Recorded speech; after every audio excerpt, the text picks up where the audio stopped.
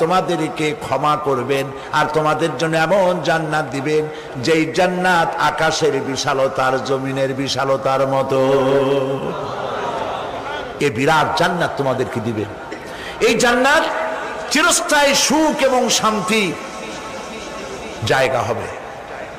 মাসালুল জান্নাতিল্লাতী উইদাল মুত্তাকুন ফিহা আনহারুম মিন মাইন গায়রি আসিনিন ওয়া আনহারুম মিন লাবানিন লাম ইয়াতাগায়্যার তা'আমুহু।